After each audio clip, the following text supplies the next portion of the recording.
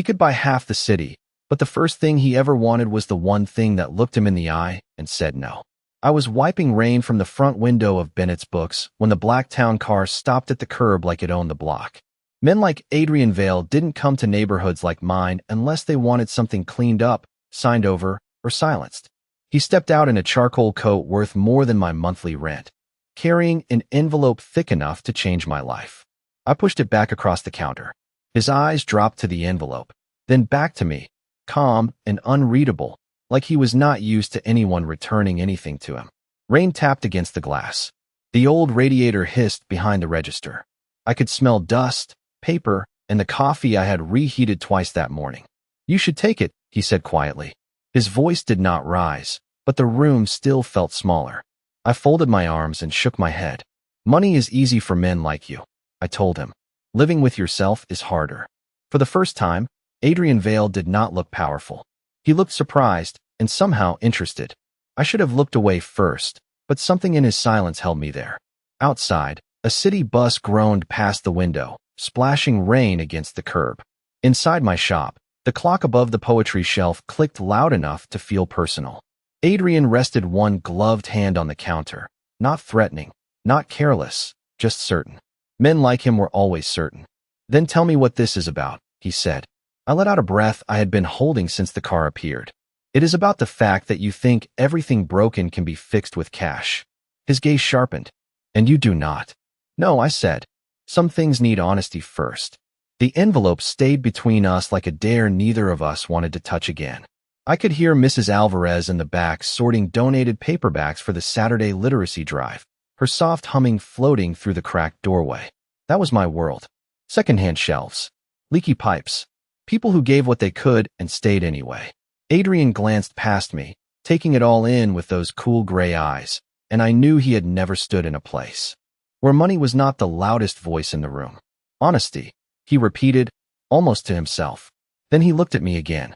"All right, Claire, tell me what I am not seeing." I looked at him, at the coat that still carried the cold of the street, at the man who had probably never waited in line for rent money or counted quarters for bus fare, and I almost laughed from the distance between us.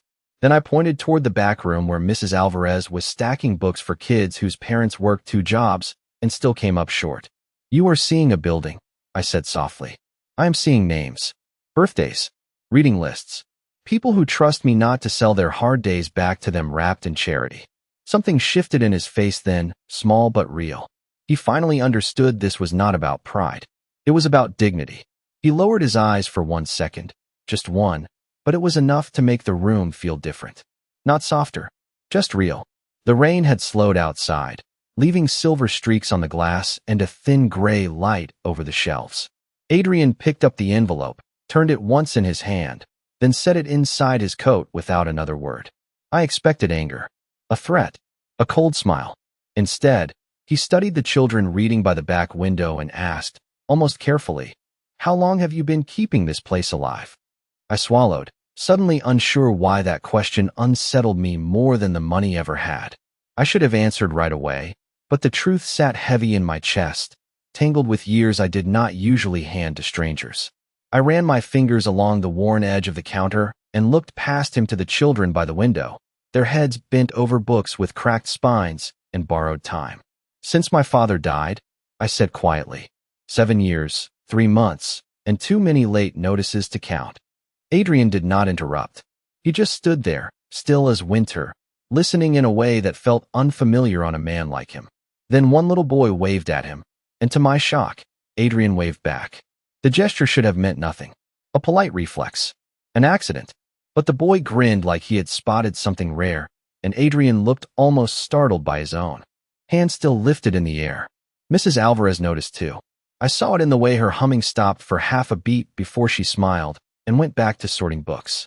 The whole store felt quieter after that, as if everyone had sensed a shift none of us knew how to name yet. Adrian glanced at me, and there was no command in his face now, only a question he had not learned how to ask. That unsettled me more than anything. I should have told him to leave then. That would have been the smart thing.